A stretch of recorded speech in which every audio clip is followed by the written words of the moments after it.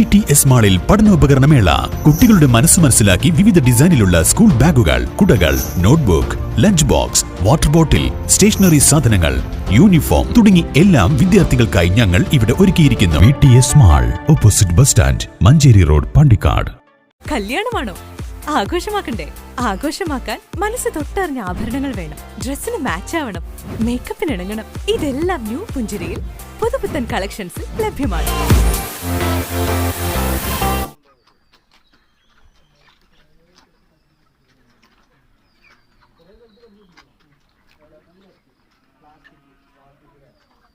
പാണ്ടിക്കാട് 400 കോഴികളെ തെരുവുനായകൾ കടിച്ചുകൊന്നു. കക്കുളം സ്വദേശി പീച്ചമണ്ണിൽ മുഹമ്മദിന്റെ കോഴി ഫാമിലെ കോഴികളെയാണ് കടിച്ചുകൊന്നത്. ഇന്ന് പുലർച്ചെ 3 മണിയോടെയാണ് സംഭവം.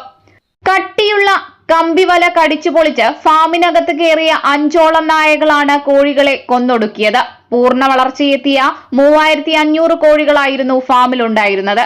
പ്രദേശത്ത് തെരുവുനായ ശല്യം രൂക്ഷമാണെന്ന് നാട്ടുകാർ പറയുന്നു. എൻ്റെ സുഹൃത്ത് പീച്ചമണ്ണിൽ മുഹമ്മദിൻ്റെ കോഴി ഫാമാണ്. 3500ഓളം കോഴികളുള്ള ഒരു ഫാമാണത്.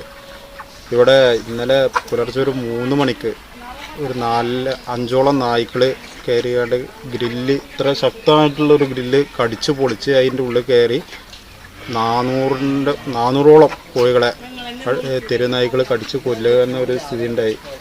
ഇത് ഈ പ്രദേശങ്ങളിലൊക്കെ തെരുവുനായ്ക്കളെ ശല്യം രൂക്ഷമാണ്. അതിന് അധികൃതർ അതിൻ്റെ നടപടി സ്വീകരിക്കണമെന്ന് ആണ് പറയാനുള്ളത്.